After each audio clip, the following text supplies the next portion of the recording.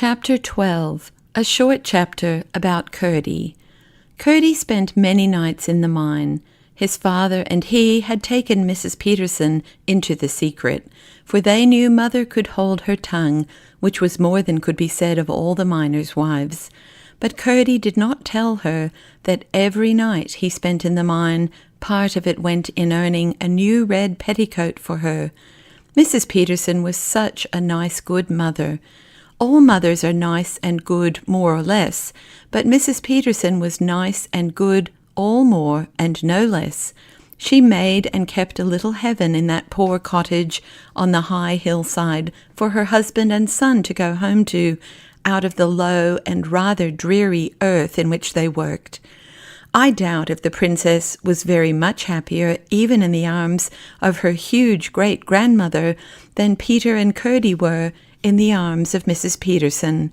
True, her hands were hard and chapped and large, but it was with work for them, and therefore, in the sight of the angels, her hands were so much the more beautiful.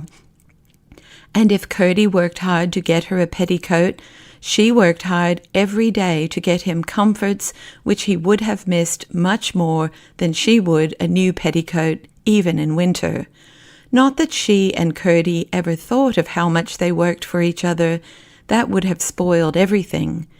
When left alone in the mine, Curdie always worked on for an hour or two at first, following the lode which, according to Glump, would lead at last into the deserted habitation. After that, he would set out on a reconnoitring expedition.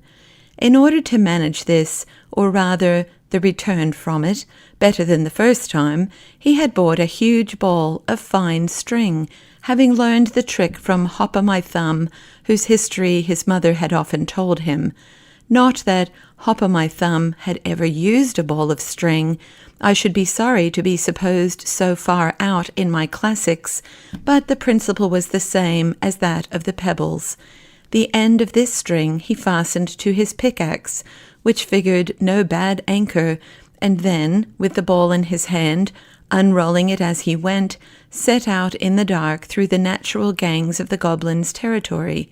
The first night or two he came upon nothing worth remembering, saw only a little of the home life of the cobs in the various caves they called houses, failed in coming upon anything to cast light upon the foregoing design which kept the inundation for the present in the background.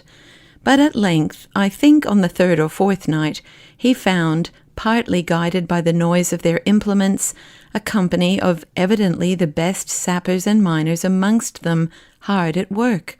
What were they about? It could not well be the inundation, seeing that had in the meantime been postponed to something else. Then what was it?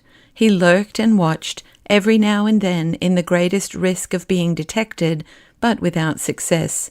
He had again and again to retreat in haste, a proceeding rendered the more difficult that he had to gather up his string as he returned upon its course. It was not that he was afraid of the goblins, but that he was afraid of their finding out that they were watched, which might have prevented the discovery at which he aimed. Sometimes his haste had to be such that, when he reached home towards morning, his string, for lack of time to wind it up as he dodged the cobs, would be in what seemed most hopeless entanglement. But after a good sleep, though a short one, he always found his mother had got it right again. There it was, wound in a most respectable ball, ready for use the moment he should want it. "I can't think how you do it, mother," he would say. "I follow the thread," she would answer, "just as you do in the mine." She never had more to say about it, but the less clever she was with her words, the more clever she was with her hands, and the less his mother said, the more Curdie believed she had to say.